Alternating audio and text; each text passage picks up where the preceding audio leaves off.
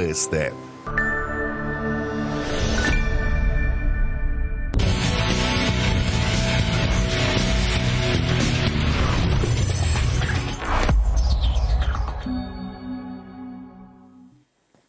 Как уберечь детей и не допустить несчастного случая в результате пожара, в ДТП, выпадения из окон или купания в неположенном месте, да и просто из-за халатного отношения взрослых у детей иногда не остается ни единого шанса на жизнь. Здравствуйте, в прямом эфире «Вечерний телецентр». Меня зовут Равиль Ватолин, и говорим сегодня о самом важном.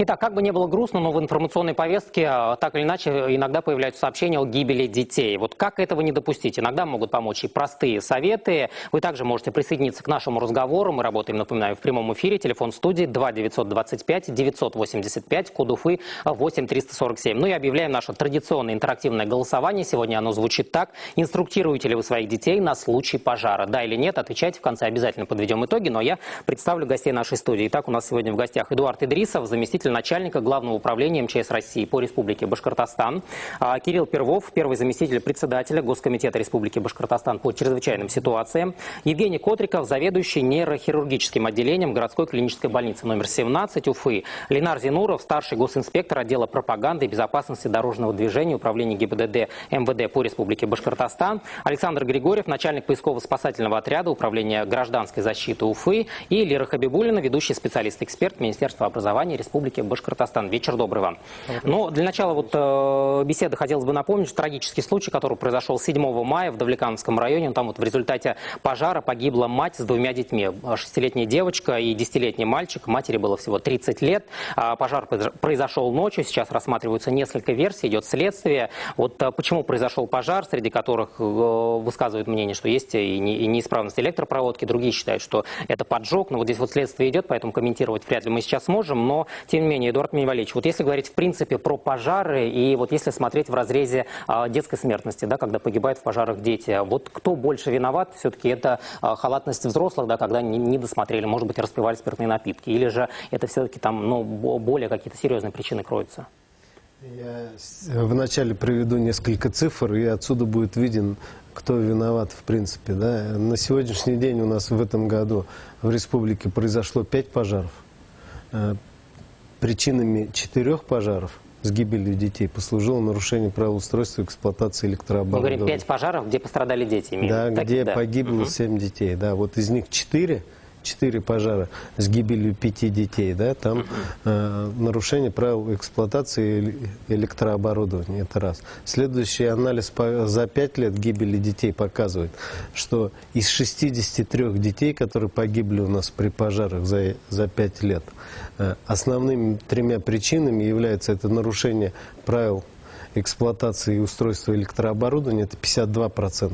Это опять-таки кто монтирует и следит за исправностью электропроводки. В основном они в жилье. 97% пожаров происходит в жилье, а с гибелью детей они все в жилье происходят 100%.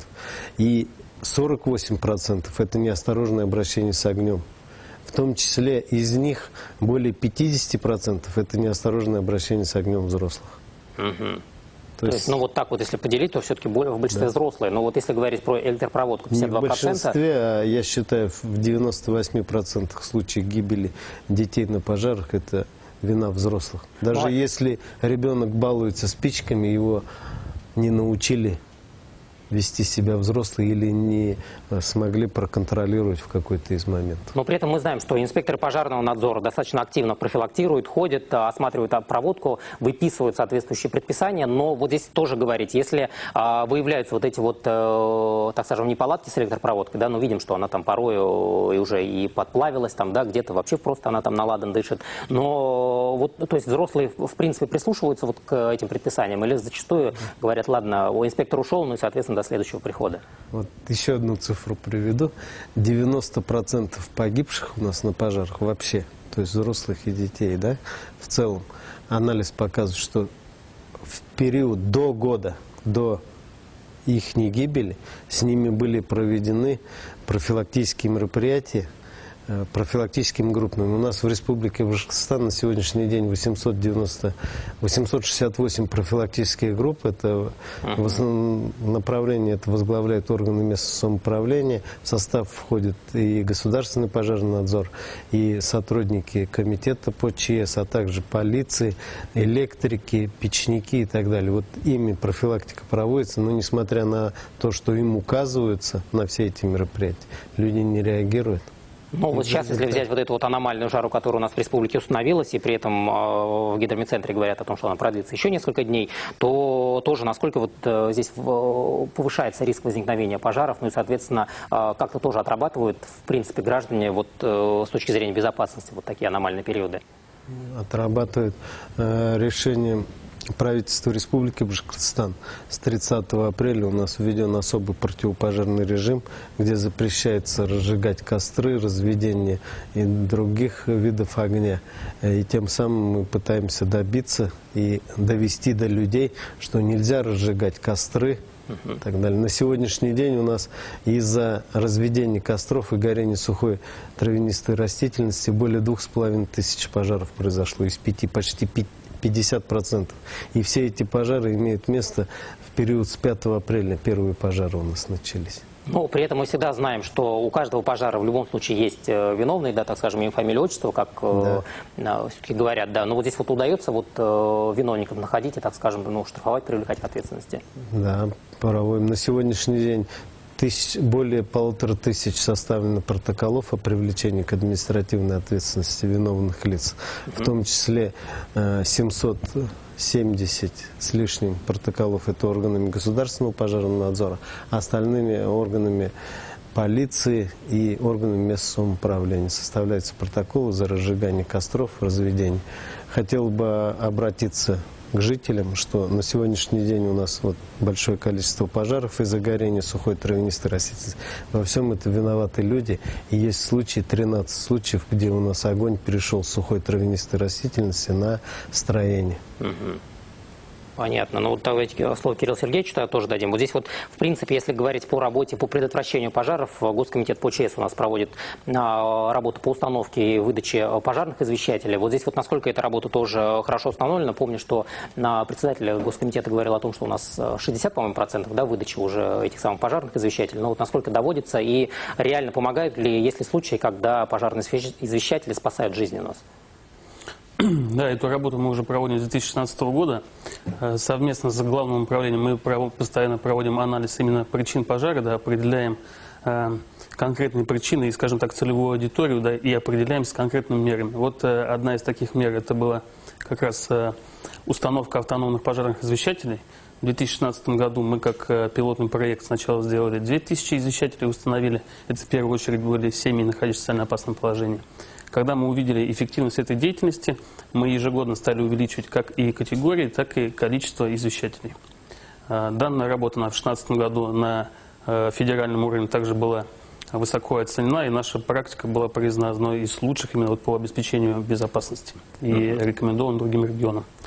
Далее были уже категории продолженного оснащения, это многодетные малоимущие семьи, а также с 2018 года это все семьи, у кого с 1 января 2018 года родился ребенок. Таким образом, на сегодняшний день у нас уже установлено 85 тысяч извещателей, и, к счастью, они уже спасли порядка 100 жизней, в том числе 25 детей. Поэтому эта работа эффективна, мы ее будем продолжать. Могу сказать, что благодаря продолжающейся профилактической работе и в средствах массовой информации уже сами граждане поняли, что это устройство, оно недорогое, да, можно и за свои средства устанавливать, поэтому многие обращаются, покупают самостоятельно, с каким-то пожилым родителям приобретают, устанавливают на даче. То есть эта работа показала свою эффективность, и самое главное, жители уже это поняли и сами продолжают. Вот сейчас по поводу того, смотрят ли они дальше за этим пожарным извещателем, меняют ли батарейки, сейчас об этом поговорим. Примем телефонный звонок. Алло, здравствуйте, слушаем вас. Здравствуйте, добрый вечер. У меня, знаете, вот такой вопрос. У нас в районах, поселениях нету пожарных машин, как раньше были водовозки. Вот я знаю, что в районе деревни Волкова у нас дважды горело одно и то же место, дом, потом баня, люди сгорели заживо. вызывает, движется, начиная с Кураткова до 12 минут 15, если приезжали 6-1,5, конечно, вот тот горит. Пожалуйста, обратите внимание, чтобы в поселениях нам поставили вот эти водовозки. А вы с какого района звоните? Мы такие дорогие, но надо это сделать. Вы с какого района звоните? Уфимский район. Уфимский район. Волково, хорошо. Мы просто недавно за нашей деревней горели сады. Просто, знаете, если было бы поблизости... Ну, как говорится, спасибо вам большое. Вопрос здесь понятен, Эдуард Минвалевич. Но если говорить действительно по обеспеченности районов вот этим пожарной техникой, да, ну все мы знаем, вот ровно как была реформа скорых, да, там, ну или вот Минздрава, когда, ну, практически в каждой крупной деревне больницы сократили, соответственно, скорую помощь убрали, вот она одна на весь район, и, соответственно, 5 машин колесят там порой в радиусе в 100 километров, и, ну, понятно, что не все успевают. Вот здесь вот тоже пожарные машины у нас где остались? Получается, только в районных центрах, и они из районного центра едут? Или же нет, зачем? У нас есть расписание выездов, да? То есть на территории республики у нас существует ряд подразделений. Это федеральная противопожарная служба, субъектовая противопожарная служба. Кирилл Сергеевич на этом остановится, да? Остановится. У нас есть целевая программа по развитию, и у нас эта работа ведется.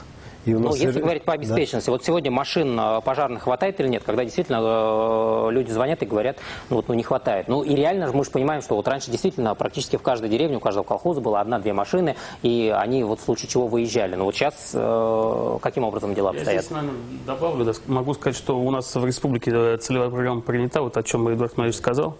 И с прошлого года мы уже 35 приобрели пожарных цистерн, которые оснащены 2 насосами, 4 куба воды, то есть это как пожарная машина. Мы уже 35, еще раз говорю, в том году уже 65 в том году поставили, и в этом году еще 35. Как раз здесь речь идет о том, после проведенного анализа мы увидели, где, скажем, в результате каких-то различных реорганизационных мероприятий уровень пожарной защищенности, может быть, снизился, да, где-то когда там колхозы были, где-то какие-то предприятия были, которые закрылись.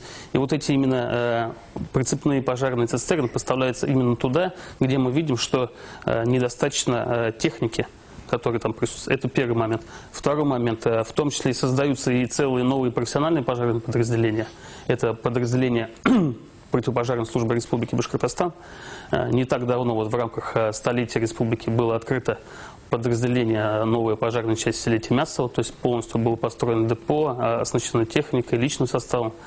Также мы совместно с Главным управлением работы проводим и по обновлению техники. Это касается и федерального бюджета, и республиканского бюджета, и техника поставляется. Нет, ну за этими красивыми словами, конечно, вот порой непонятно. Мы программу приняли, мы то делаем, мы вот здесь вот приобрели 65 машин. Но если говорить, вот у нас 54 района. Понятно, что в каждом районном центре в любом случае 2-3 машины, наверное, присутствует. Но хватает ли вот этого объема? Или же пока, ну, вот положа руку на сердце, можем сказать, что понятно, что не хватает. В принципе, ситуация аналогична другим регионам страны, да, когда, ну, денег мало выделяется федерального бюджета, ну, соответственно, вот не хватает. У нас, на самом деле, различными видами пожарной охраны 100% территории республики прикрыто. То есть это федеральная противопожарная служба субъекта, частная, ведомственная, добровольная пожарная охрана. То есть все территории, они прикрыты полностью.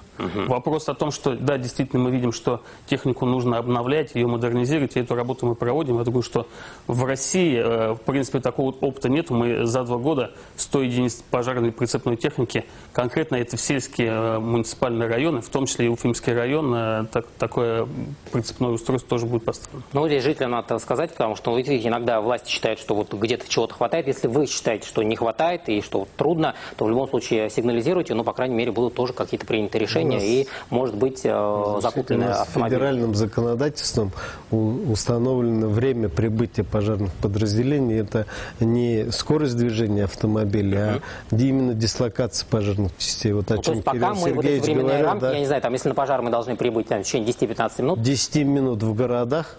И 20 минут. В 20 минут сельских. Ну, то есть мы укладываемся, за 20 минут, в принципе, приезжают. Да. Да, ну это очень хорошо. Ну, за 20 минут это тоже, конечно, с одной стороны, понятно, надо эти, может быть, рамки сокращать, потому что за 20 минут порой какое-то деревянное строение вот может выгореть полностью. Вот об этом мы и говорим, что принята целевая программа, и полномерно количество сил и средств увеличивается. То примем еще один телефонный звонок. Алло, здравствуйте, слушаем вас. Здравствуйте.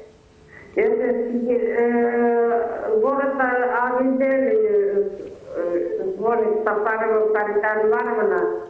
У меня дети живут в Иглинском районе, райцентр, 5 детей.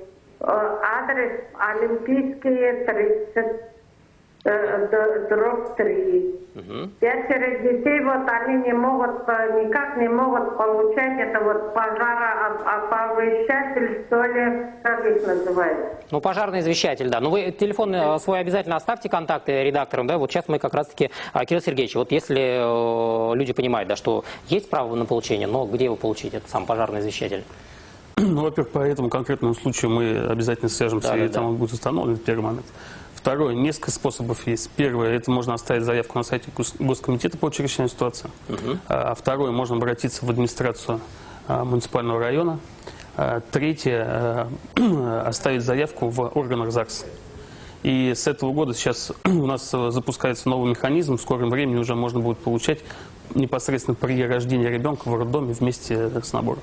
Ну, это понятно, да, и это уже начали выдавать, но тем не менее, то есть, если есть вот такая необходимость, то получается, соответственно, либо в администрации. Несколько вариантов есть, да, мы эти реализуем. Ну, в вашем случае конкретно отработают, потому что контакты оставили, но понятно, вот алгоритм. Но здесь сейчас следующий хочу аспект тоже затронуть. Вот если говорить про факторы опасности для детей, конечно, дорога тоже один из самых опасных, да. К сожалению, попав в ДТП, ребенок, даже если не останется жив, ну, понятно, получает травмы, которые порой и несовместимы, в принципе, с жизнью, но либо оставляют ребенка инвалидом. Вот здесь вот, Ленар, тоже какова сводка с ДТП, с участием детей, вот, по крайней мере, с начала года, ну и там за прошлый год тоже сильно мы просели вот по показателям. На сегодняшний день на дорогах Республики Башкортостан зарегистрировано 114 дорожно-транспортных происшествий с участием несовершеннолетних участников дорожного движения, в результате которых 3 детей погибло и 126 получили различные травмы. Если разбить, скажем так, по категориям, у нас на авариях, скажем так, больше получает травмы, это в качестве пассажиров дети. Это у нас, да, 65 случаев зарегистрировано с начала года, то есть дети в качестве пассажиров попали в ДТП. 43 случая, это дети, скажем так, будучи пешеходами, стали участниками дорожных происшествий. Вот. Стоит обратить внимание, то, что из 3 погибших детей 2 находились в качестве пассажиров. А 3-й ребенок был пешеходом, и все эти случаи произошли, скажем так, по вине самих взрослых родителей. Вот. Но при этом мы понимаем, что в последнее время государство, так скажем, активно закручивает гайки вот в части ужесточения законодательства, да, за перевозку детей в неположенных, там, без кресла там, или еще что-то. Вот эти вот все меры, с вашей точки зрения, все-таки дают плоды, или же взрослые продолжают халатно относиться к перевозке детей? Ну, если обратим внимание, с введением, скажем так, с ужесточением правил дорожного движения, когда штрафы раз-два, скажем так, стали выше, да, ужесточили законы за несоблюдение, скажем так, правил проезда перекрестков, пешеходных переходов, дорожно-транспортных происшествий стало меньше. Но хочу обратить внимание, то, что если даже семья приобретает детское удерживающее устройство, то не всегда они пристегивают ребенка в салоне. То есть покупать чисто для того, чтобы, если, допустим, на дороге остановил инспектор, да, дорожно-патрульной службы, показать то, что у меня есть кресло, ребенок сидит, ну, вот буквально там минуту назад он отстегнулся. Вот последний случай у нас в Баймакском районе, я уж расскажу пример. Женщина везла 3 детей, ребенку стало жарко впереди, сидящему ребенку в кресле. Ребенок отстегнул ремень, снял куртку, и женщина на ходу попыталась застегнуть ремень. И потеряла управление транспортным средством, съехал в кювет, опрокинулся. Ребенок, впереди сидящий, погиб на месте происшествия. 2 из которых на заднем сиденье, которые были пристегнуты, все они живы, здоровы. Вот пример.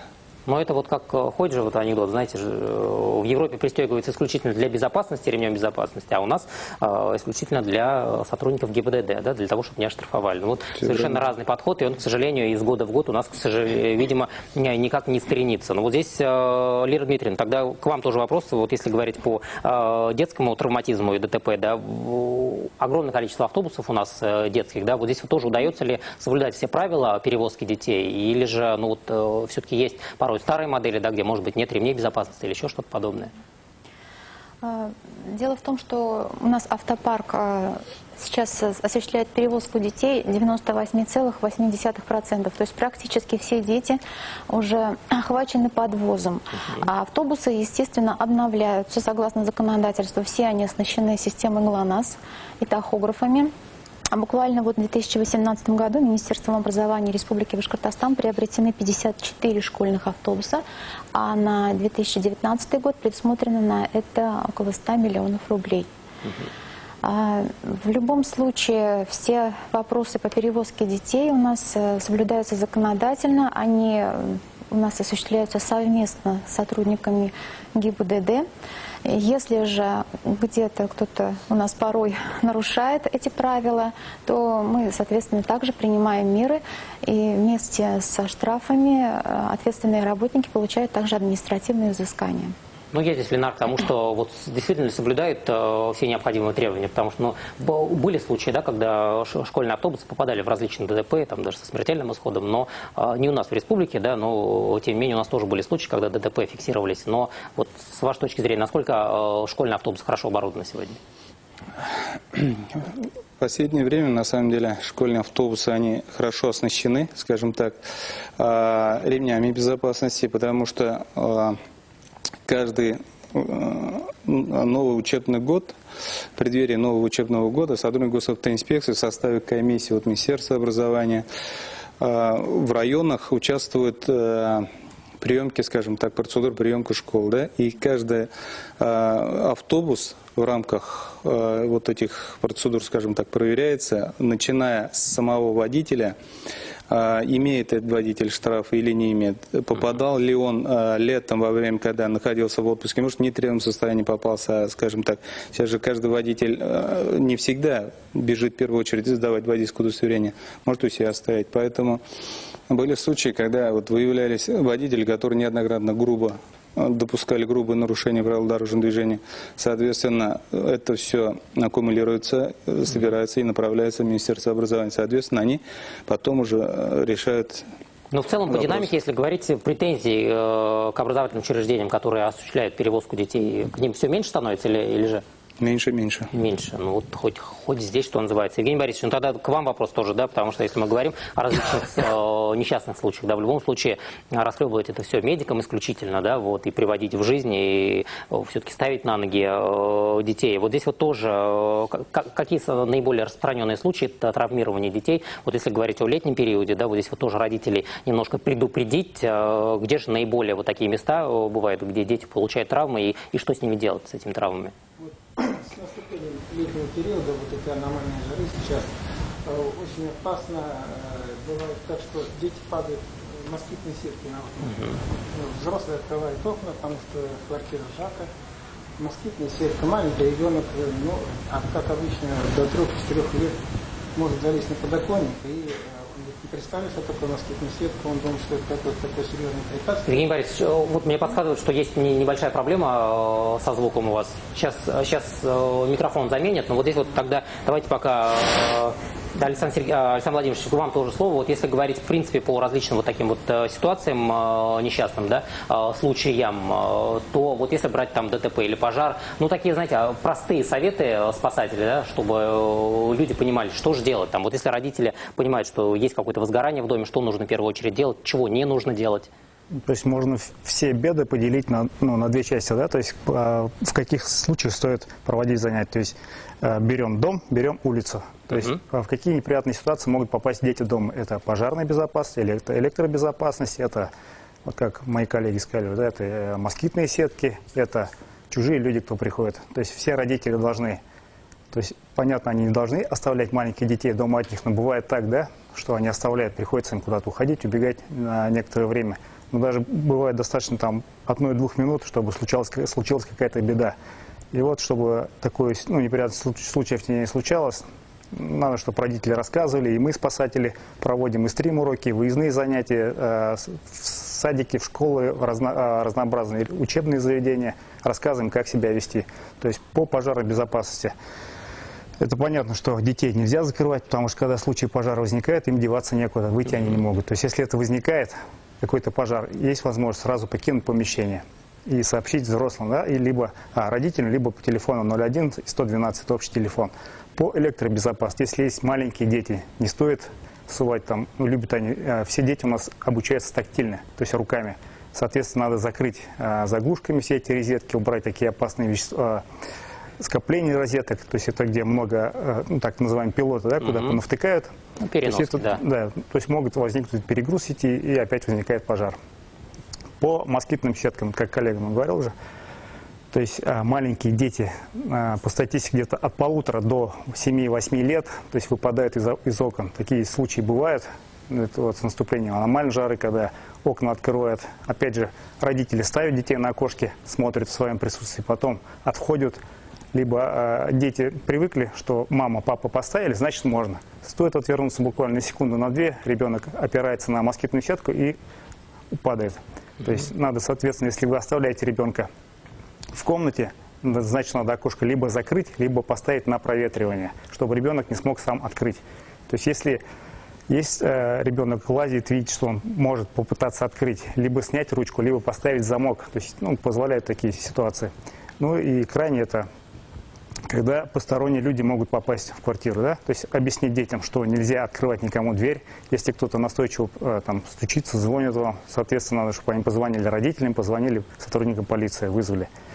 И теперь берем ситуацию на улице, что может случиться. Это, опять же, пожарная безопасность, это безопасность на дороге, это безопасность на водоемах и, опять же, посторонние люди.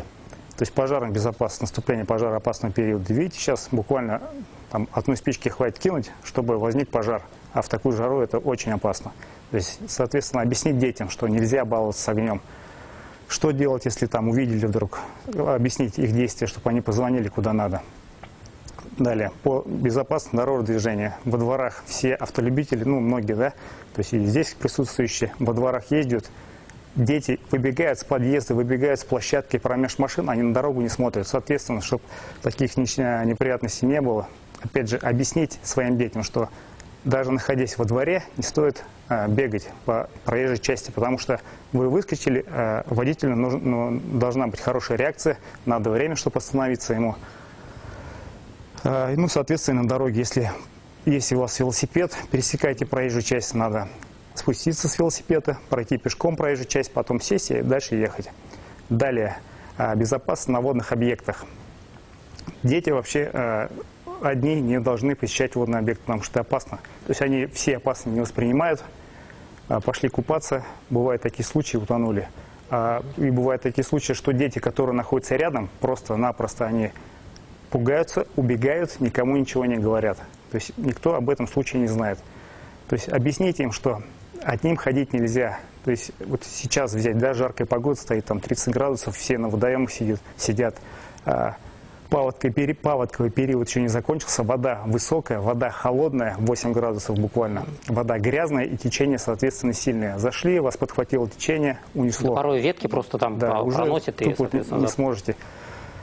Ну и говорите, что посещали общественные пляжи, то есть где дежурят спасатели, где обследовано дно, то, что там никаких коряк, никакого мусора не будет, чтобы правила поведения не стоит нырять. Ну, вот во второй части мы с вами обязательно затронем вот некий алгоритм для взрослых, да, когда уже что-то случилось, вот что делать, такие советы от спасателя. Сейчас к Евгению Егоровичу еще вернемся. А вот действительно, тогда если по травмам брать, да, вот наиболее часто с чем привозят детей, ну и, соответственно, порой, знаете, родители просто не обращают внимания, да, ну где-то нога, например, нога опухла, ладно, нормально, сынок до свадьбы заживет, но и, соответственно, все на этом. Вот здесь вот тоже стоит ли обращать, на какие травмы стоит обращать внимание, а на какие, ну, можно действительно вылечить дома, помазав некой там мазью.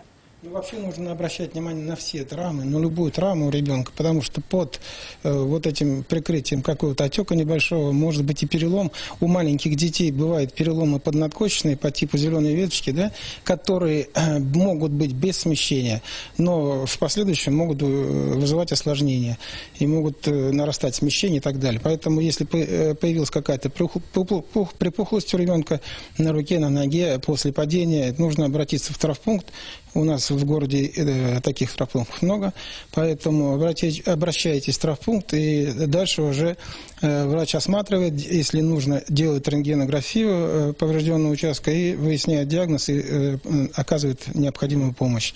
А вот при падении про москитные сетки мы говорили, падение из окон, падение с балконов, падение с деревьев сейчас начнут яблоки там поспевать в летний период, так далее. Дети любят тоже лазить на деревья.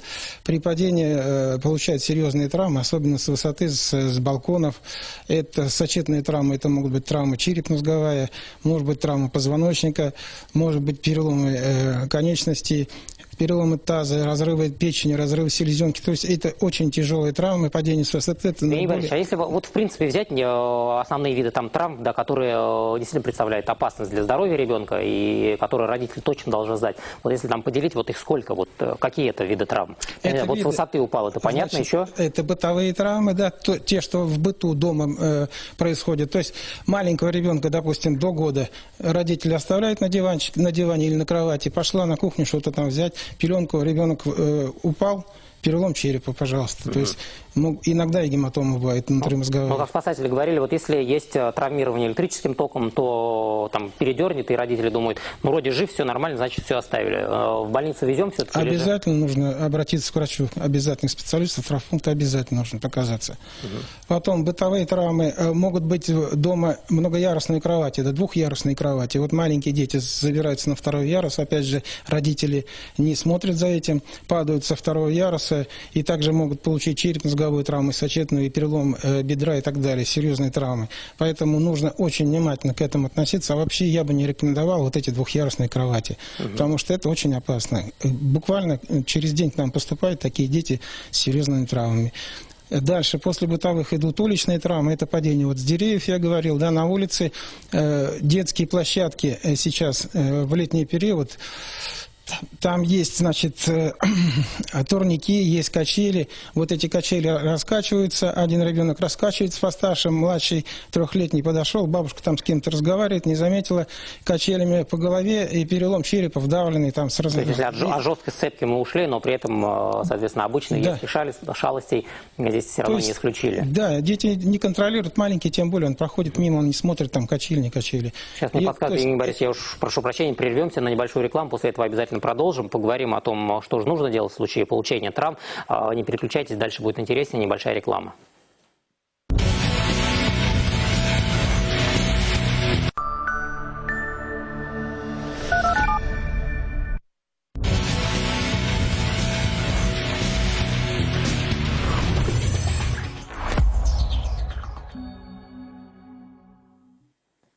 Как уберечь детей и не допустить несчастного случая в результате пожара, в ДТП, выпадения из окон или купания в неположенном месте, да и просто из-за халатного отношения взрослых у детей иногда не остается ни единого шанса на жизнь.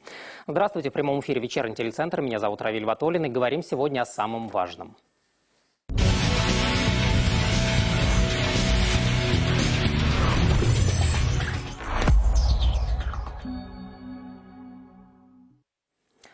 Итак, как бы ни было грустно, но в информационной повестке так или иначе иногда появляются сообщения о гибели детей. Вот как этого не допустить? Иногда могут помочь и простые советы. Вы также можете присоединиться к нашему разговору. Мы работаем, напоминаю, в прямом эфире. Телефон студии 2-925-985, код Уфы 8347. Ну и объявляем наше традиционное интерактивное голосование. Сегодня оно звучит так. Инструктируете ли вы своих детей на случай пожара? Да или нет? Отвечайте в конце, обязательно подведем итоги. Но я представлю гостей нашей студии. Итак, у нас сегодня в гостях Эдуард Идрисов, заместитель начальника Главного управления МЧС России по Республике Башкортостан.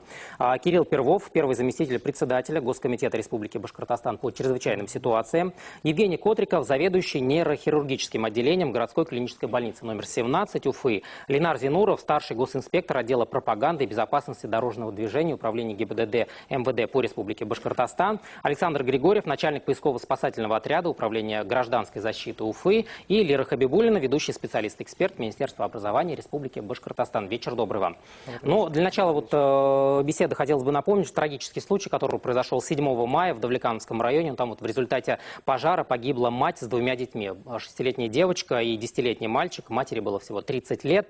Пожар произошел ночью. Сейчас рассматриваются несколько версий, идет следствие. Почему произошел пожар, среди которых высказывают мнение, что есть и неисправность электропроводки. Другие считают, что это поджог. Но здесь следствие идет, поэтому комментировать вряд ли мы сейчас сможем. Но, тем не менее, Эдуард Миневалевич, если говорить в принципе про пожары и если смотреть в разрезе детской смертности, да, когда погибают в пожарах дети, кто больше виноват? Все-таки это халатность взрослых, да, когда не досмотрели, может быть, распивали спиртные напитки, или же это все-таки там более какие-то серьезные причины кроются?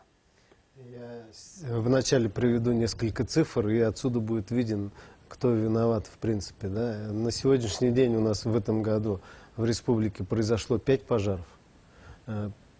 Причинами 4 пожаров с гибелью детей послужило нарушение правил устройства и эксплуатации электрооборудования. Мы говорим 5 пожаров, где пострадали дети. Да, где погибло 7 детей. Да, из них 4 пожара с гибелью 5 детей. Да, там нарушение правил эксплуатации электрооборудования. Это раз. Следующий анализ за 5 лет гибели детей показывает, что из 63 детей, которые погибли у нас при пожарах за 5 лет, основными 3 причинами является это нарушение правил эксплуатации и устройства электрооборудования, это 52%.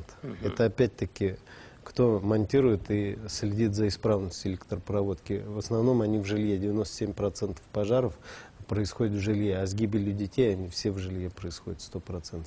И 48% это неосторожное обращение с огнем. В том числе из них более 50% это неосторожное обращение с огнем взрослых. То есть, если поделить, то все-таки более в большинстве взрослые. Но если говорить про электропроводку, 52%... Не в большинстве, а я считаю, в 98% случаев гибели детей на пожарах это вина взрослых. Даже если ребенок балуется спичками, его не научили вести себя взрослые или не смогли проконтролировать в какой-то из моментов. Но при этом мы знаем, что инспекторы пожарного надзора достаточно активно профилактируют, ходят, осматривают проводку, выписывают соответствующие предписания. Но здесь тоже говорить, если выявляются эти так скажем, неполадки с электропроводкой, да, видим, что она там порой уже и подплавилась, там, да, где-то вообще просто она там на ладан дышит. Но то есть взрослые в принципе прислушиваются к этим предписаниям или зачастую говорят, ладно, инспектор ушел, и соответственно до следующего прихода. Еще одну цифру приведу.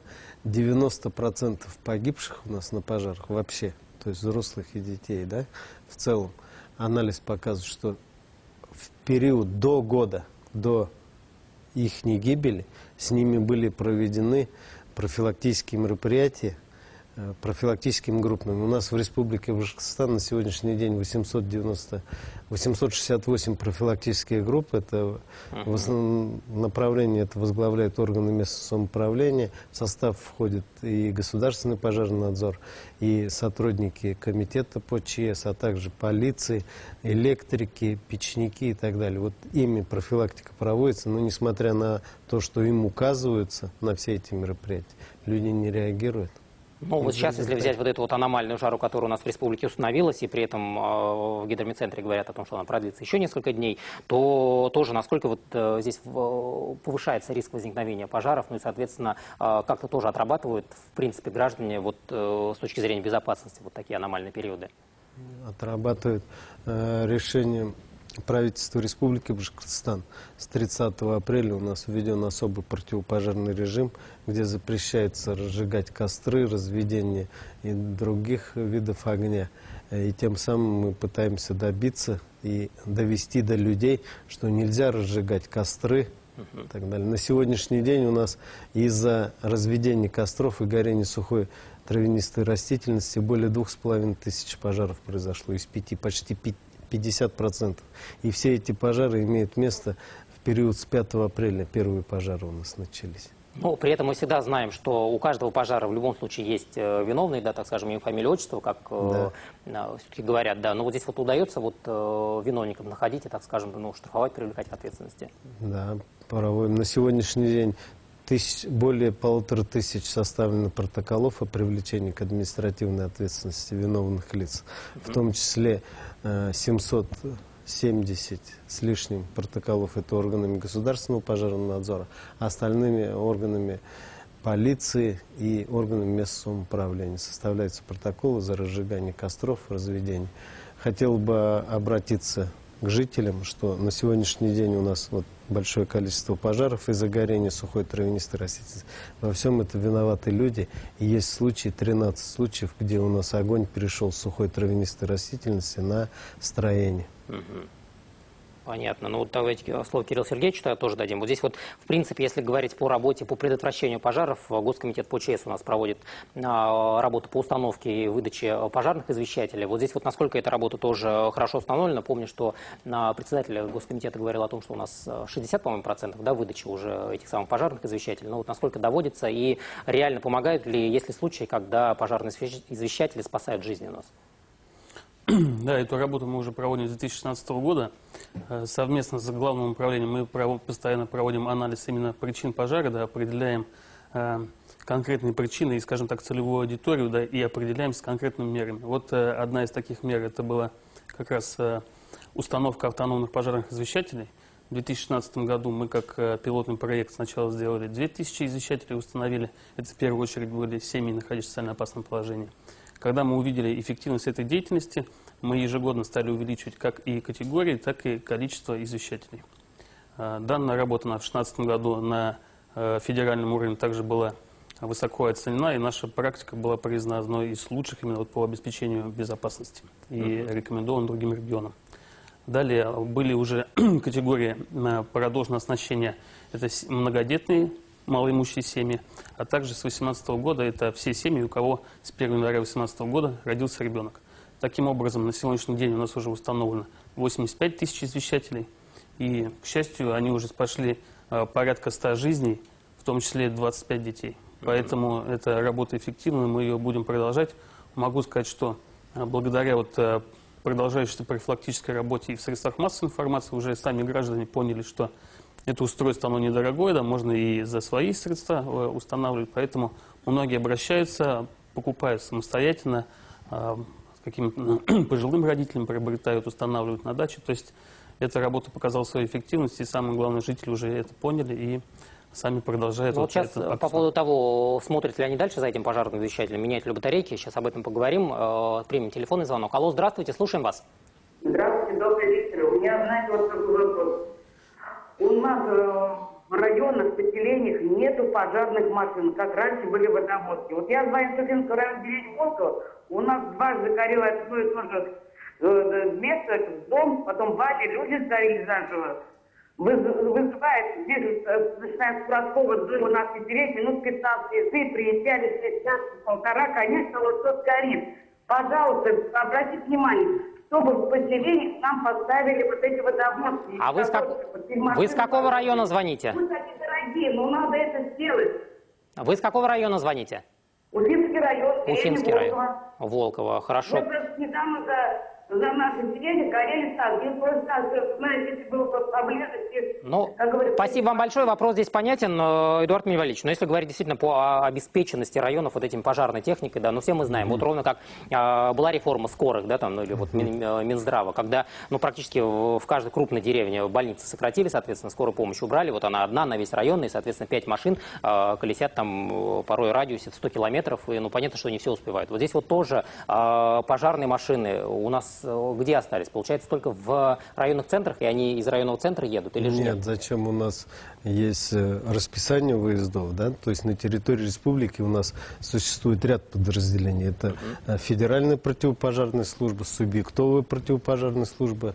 Кирилл Сергеевич на этом остановится, да? Остановится. У нас есть целевая программа по развитию, и у нас эта работа ведется. Ну, если говорить по обеспеченности, да. Вот сегодня машин пожарных хватает или нет, когда действительно люди звонят и говорят, ну вот, ну не хватает. Ну и реально мы же понимаем, что вот раньше действительно практически в каждой деревне, у каждого колхоза было 1-2 машины, и они вот в случае чего выезжали. Но вот сейчас каким образом дела обстоят? Я здесь, наверное, добавлю, да, могу сказать, что у нас в республике целевая программа принята, вот о чем Эдуард Владимирович сказал. И с прошлого года мы уже 35 приобрели пожарных цистерн, которые оснащены 2 насосами, 4 куба воды, то есть это как пожарная машина. Мы уже 35, еще раз говорю, в том году уже 65 в том году поставили, и в этом году еще 35. Как раз здесь речь идет о том, после проведенного анализа мы увидели, где, скажем, в результате каких-то различных реорганизационных мероприятий уровень пожарной защищенности, может быть, снизился, да, где-то когда там колхозы были, где-то какие-то предприятия были, которые закрылись.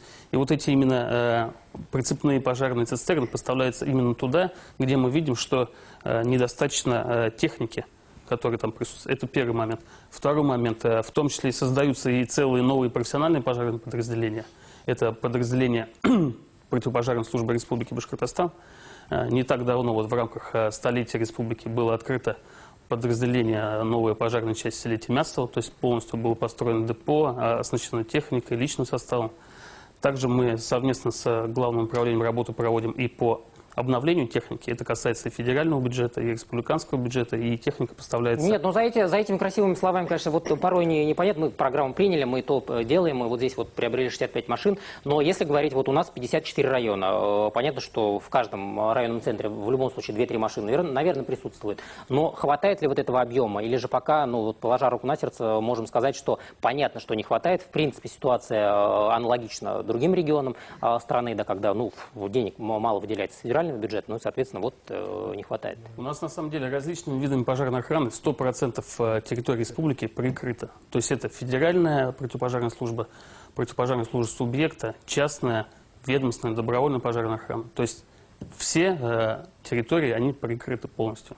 Вопрос о том, что, да, действительно, мы видим, что технику нужно обновлять, ее модернизировать, и эту работу мы проводим. Я думаю, что в России, в принципе, такого опыта нет. Мы за 2 года 100 единиц пожарной прицепной техники, конкретно это в сельские муниципальные районы, в том числе и Уфимский район, такое прицепное устройство тоже будет поставлено. Ну, здесь жителям надо сказать, потому что, видите, иногда власти считают, что вот где-то чего-то хватает. Если вы считаете, что не хватает и что трудно, то в любом случае сигнализируйте, но, по крайней мере, будут тоже какие-то приняты решения и, может быть, закуплены автомобили. Федеральным законодательством установлено время прибытия пожарных подразделений. Это не скорость движения автомобиля, а именно дислокация пожарных частей. Вот о чем пока Кирилл мы вот эти временные говорил, рамки, да, я не знаю, там, если на пожар мы должны прибыть там, в течение 10-15 минут. 10 минут в городах и 20 минут. В 20 минут сельских. Ну, то есть мы укладываемся, за 20 минут, в принципе, приезжают. Да. Да, ну это очень хорошо. Ну, за 20 минут это тоже, конечно, с одной стороны, понятно, надо эти, может быть, рамки сокращать, потому что за 20 минут порой какое-то деревянное строение вот может выгореть полностью. Вот об этом мы и говорим, что принята целевая программа, и планомерно количество сил и средств увеличивается. То примем еще один телефонный звонок. Алло, здравствуйте, слушаем вас. Здравствуйте. Это город Агидель, звонит Сафарова Карина Ларовна.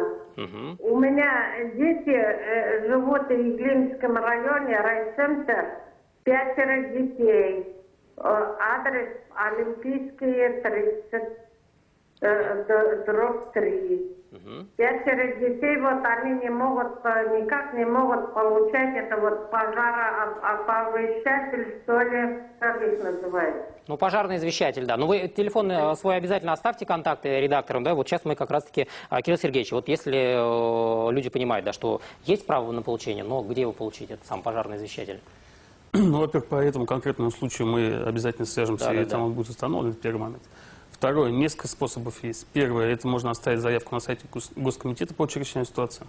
Второе, можно обратиться в администрацию муниципального района. Третье, оставить заявку в органах ЗАГС. И с этого года сейчас у нас запускается новый механизм. В скором времени уже можно будет получать непосредственно при рождении ребенка в роддоме вместе с набором.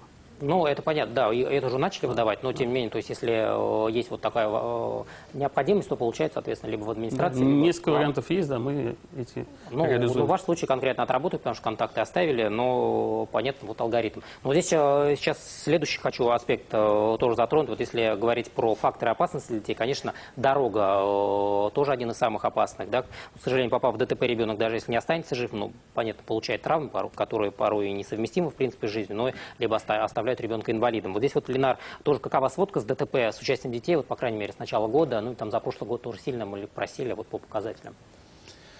На сегодняшний день на дорогах Республики Башкортостан зарегистрировано 114 дорожно-транспортных происшествий с участием несовершеннолетних участников дорожного движения, в результате которых 3 детей погибло и 126 получили различные травмы.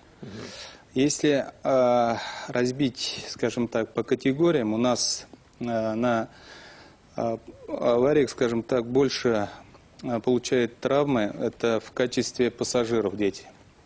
Это у нас 65 случаев зарегистрировано с начала года, то есть дети в качестве пассажиров попали в ДТП. 43 случая это дети, скажем так, будучи пешеходами, стали участниками дорожных происшествий. Вот. Стоит обратить внимание, что из 3 погибших детей 2 находились в качестве пассажиров. А 3-й ребенок был пешеходом, и все эти случаи произошли, скажем так, по вине самих взрослых родителей. Вот. Но при этом мы понимаем, что в последнее время государство, так скажем, активно закручивает гайки в части ужесточения законодательства, да, за перевозку детей в неположенных, там, без кресла там, или еще что-то. Вот эти вот все меры, с вашей точки зрения, все-таки дают плоды, или же взрослые продолжают халатно относиться к перевозке детей?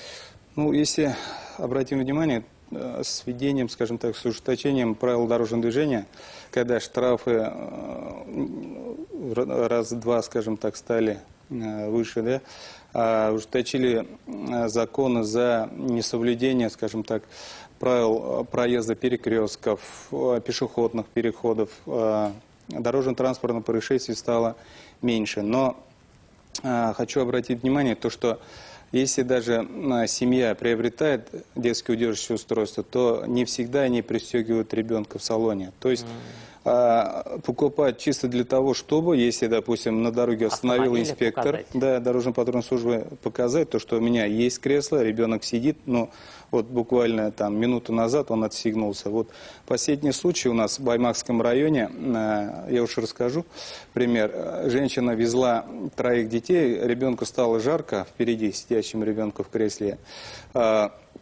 Ребенок отстегнул ремень, снял куртку, и женщина на ходу попыталась застегнуть ремень. И потеряла управление транспортным средством, съехал в кювет, опрокинулся. Ребенок, впереди сидящий, погиб на месте происшествия. 2 из которых на заднем сиденье, которые были притянуты, все они живы, здоровы. Вот пример. Но это вот как ходит же вот анекдот, знаете, в Европе пристегивается исключительно для безопасности, ремнем безопасности, а у нас исключительно для сотрудников ГИБДД, да, для того, чтобы не оштрафовали. Ну, вот совершенно разный подход, и он, к сожалению, из года в год у нас, видимо, никак не искоренится. Но вот здесь, Лера Дмитриевна, тогда к вам тоже вопрос, вот если говорить по детскому травматизму и ДТП, да, огромное количество автобусов у нас детских, да, вот здесь вот тоже удается ли соблюдать все правила перевозки детей, или же, ну вот, все-таки есть порой старые модели, да, где, может быть, нет ремней безопасности или еще что-то подобное? Дело в том, что у нас автопарк сейчас осуществляет перевозку детей 98,8%. То есть практически все дети уже охвачены подвозом. А автобусы, естественно, обновляются согласно законодательству. Все они оснащены системой ГЛОНАСС и тахографами. А буквально вот в 2018 году Министерством образования Республики Башкортостан приобретены 54 школьных автобуса, а на 2019 год предусмотрено на это около 100 миллионов рублей. В любом случае все вопросы по перевозке детей у нас соблюдаются законодательно, они у нас осуществляются совместно с сотрудниками ГИБДД. Если же где-то кто-то у нас порой нарушает эти правила, то мы, соответственно, также принимаем меры, и вместе со штрафами ответственные работники получают также административные взыскания. Ну, я здесь, Ленар, к тому, что вот действительно соблюдают все необходимые требования, потому что были случаи, да, когда школьные автобусы попадали в различные ДТП, там даже со смертельным исходом, но не у нас в республике, да, но тем не менее у нас тоже были случаи, когда ДТП фиксировались. Но вот с вашей точки зрения, насколько школьный автобус хорошо оборудован сегодня? В последнее время, на самом деле, школьные автобусы, они хорошо оснащены, скажем так, ремнями безопасности, потому что каждый новый учебный год, в преддверии нового учебного года, сотрудник госавтоинспекции в составе комиссии от Министерства образования в районах участвуют приемки, скажем так, процедур приемки школ, да, и каждый автобус в рамках вот этих процедур, скажем так, проверяется, начиная с самого водителя, имеет этот водитель штраф или не имеет, попадал ли он летом во время, когда находился в отпуске, может, в нетрезвом состоянии попался, скажем так. Сейчас же каждый водитель не всегда бежит в первую очередь сдавать водительское удостоверение, может у себя оставить. Поэтому были случаи, когда вот выявлялись водители, которые неоднократно грубо допускали грубые нарушения правил дорожного движения. Соответственно, это все аккумулируется, собирается и направляется в Министерство образования. Соответственно, они потом уже решают. Но в целом, по вопрос. динамике, если говорить, претензий к образовательным учреждениям, которые осуществляют перевозку детей, к ним все меньше становится или же? Меньше. Меньше. Ну вот хоть здесь, что называется. Евгений Борисович, ну тогда к вам вопрос тоже, да, потому что если мы говорим о различных несчастных случаях, да, в любом случае расхлебывать это все медикам исключительно, да, вот, и приводить в жизнь, и все-таки ставить на ноги детей. Вот здесь вот тоже какие наиболее распространенные случаи травмирования детей, вот если говорить о летнем периоде, да, вот здесь вот тоже родителей немножко предупредить, где же наиболее вот такие места бывают, где дети получают травмы, и что с ними делать, с этими травмами? С наступлением летнего периода, вот этой аномальной жары сейчас, очень опасно бывает так, что дети падают в москитные сетки на окна. Взрослые открывают окна, потому что в квартире жарко. Москитная сетка маленькая, ребенок, ну, как обычно, до 3-4 лет может залезть на подоконник и не представляет, что такое москитная сетка, он думает, что это какое-то такое серьезное препятствие. Евгений Борисович, вот мне подсказывают, что есть небольшая проблема со звуком у вас. Сейчас микрофон заменят, но вот здесь вот тогда давайте пока, Александр Владимирович, к вам тоже слово. Вот если говорить, в принципе, по различным вот таким вот ситуациям несчастным, да, случаям, то вот если брать там ДТП или пожар, ну такие, знаете, простые советы спасателей, да, чтобы люди понимали, что же делать там. Вот если родители понимают, что есть какое-то возгорание в доме, что нужно в первую очередь делать, чего не нужно делать? То есть можно все беды поделить на две части, да, то есть в каких случаях стоит проводить занятия. То есть берем дом, берем улицу. То есть в какие неприятные ситуации могут попасть дети дома. Это пожарная безопасность, электробезопасность, это, вот как мои коллеги сказали, да, это москитные сетки, это чужие люди, кто приходит. То есть все родители должны, то есть понятно, они не должны оставлять маленьких детей дома от них, но бывает так, да, что они оставляют, приходится им куда-то уходить, убегать на некоторое время. Но даже бывает достаточно там 1-2 минут, чтобы случилась какая-то беда. И вот, чтобы такое неприятных случаев не случалось, надо, чтобы родители рассказывали, и мы, спасатели, проводим и стрим-уроки, и выездные занятия в садики, в школы, разнообразные учебные заведения, рассказываем, как себя вести. То есть по пожарной безопасности. Это понятно, что детей нельзя закрывать, потому что когда случай пожара возникает, им деваться некуда, выйти они не могут. То есть если это возникает, какой-то пожар, есть возможность сразу покинуть помещение и сообщить взрослым, да, и либо родителям, либо по телефону 01 112, это общий телефон. По электробезопасности, если есть маленькие дети, не стоит сувать там, любят они, все дети у нас обучаются тактильно, то есть руками. Соответственно, надо закрыть заглушками все эти розетки, убрать такие опасные вещества, скопления розеток, то есть это где много, так называемые пилоты, да, куда навтыкают. Переноски, да. Да, то есть могут возникнуть перегруз сети и опять возникает пожар. По москитным сеткам, как коллега нам говорил уже, то есть маленькие дети, по статистике где-то от 1,5 до 7-8 лет, то есть выпадают из окон. Такие случаи бывают, это вот с наступлением аномальной жары, когда окна открывают. Опять же, родители ставят детей на окошке, смотрят в своем присутствии, потом отходят. Либо дети привыкли, что мама, папа поставили, значит можно. Стоит отвернуться буквально на секунду, на 2, ребенок опирается на москитную сетку и падает. То есть надо, соответственно, если вы оставляете ребенка в комнате, значит, надо окошко либо закрыть, либо поставить на проветривание, чтобы ребенок не смог сам открыть. То есть если ребенок лазит, видит, что он может попытаться открыть, либо снять ручку, либо поставить замок, то есть позволяют такие ситуации. Ну и крайне это, когда посторонние люди могут попасть в квартиру, да? То есть объяснить детям, что нельзя открывать никому дверь, если кто-то настойчиво там стучится, звонит вам, соответственно, надо, чтобы они позвонили родителям, позвонили сотрудникам полиции, вызвали. И теперь берем ситуацию на улице, что может случиться. Это, опять же, пожарная безопасность, это безопасность на дороге, это безопасность на водоемах и, опять же, посторонние люди. То есть пожарная безопасность, наступление пожароопасного периода. Видите, сейчас буквально там, одной спички хватит кинуть, чтобы возник пожар. А в такую жару это очень опасно. То есть, соответственно, объяснить детям, что нельзя баловаться с огнем. Что делать, если там увидели вдруг, объяснить их действия, чтобы они позвонили куда надо.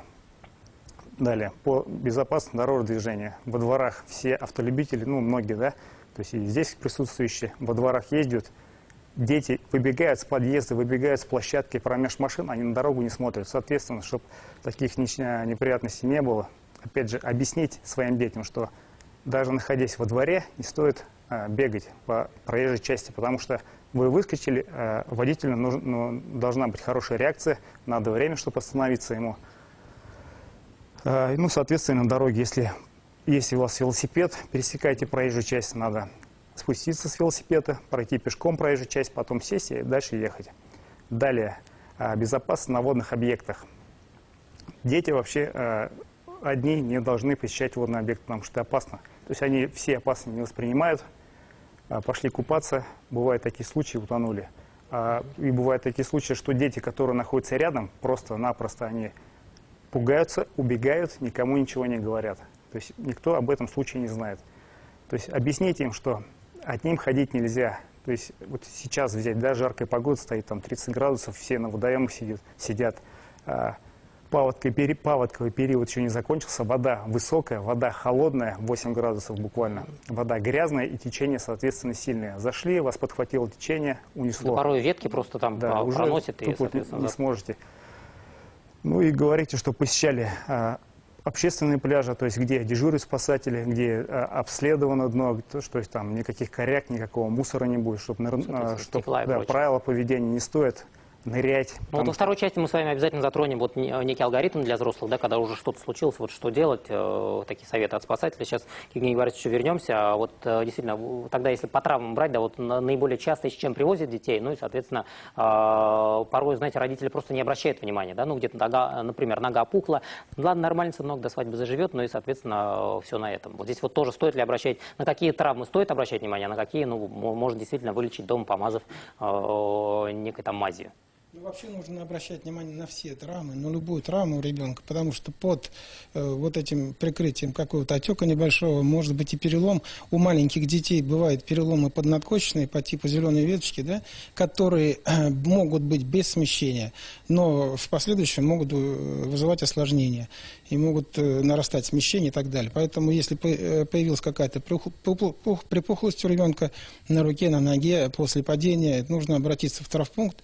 У нас в городе таких травмпунктов много, поэтому обращайтесь в травмпункт, и дальше уже врач осматривает, если нужно, делает рентгенографию поврежденного участка и выясняет диагноз и оказывает необходимую помощь. А вот при падении про москитные сетки мы говорили, падение из окон, падение с балконов, падение с деревьев сейчас начнут яблоки там поспевать в летний период и так далее. Дети любят тоже лазить на деревья. При падении получают серьезные травмы, особенно с высоты, с балконов.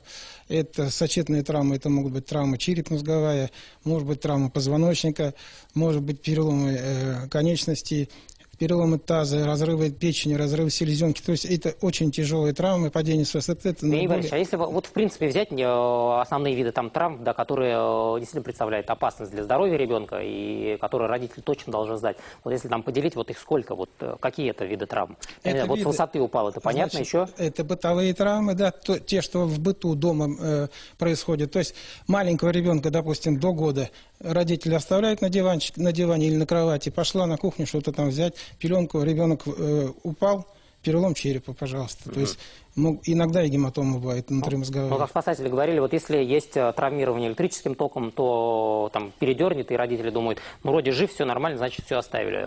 В больницу везем все-таки? Обязательно нужно обратиться к врачу, обязательно к специалисту, в травмпункте обязательно нужно показаться. Потом бытовые травмы могут быть дома многоярусные кровати, да, двухъярусные кровати. Вот маленькие дети забираются на второй ярус, опять же, родители не смотрят за этим, падают со второго яруса, и также могут получить черепно-мозговую травмы, сочетную, перелом бедра и так далее, серьезные травмы. Поэтому нужно очень внимательно к этому относиться. А вообще я бы не рекомендовал вот эти двухъярусные кровати, потому что это очень опасно. Буквально через день к нам поступают такие дети с серьезными травмами.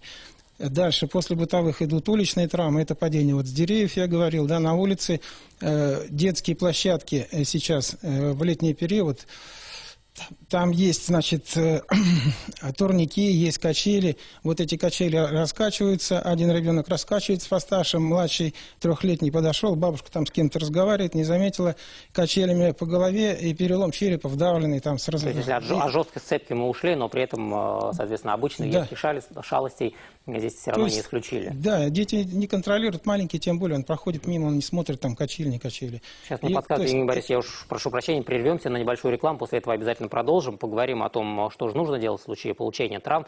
Не переключайтесь, дальше будет интереснее, небольшая реклама.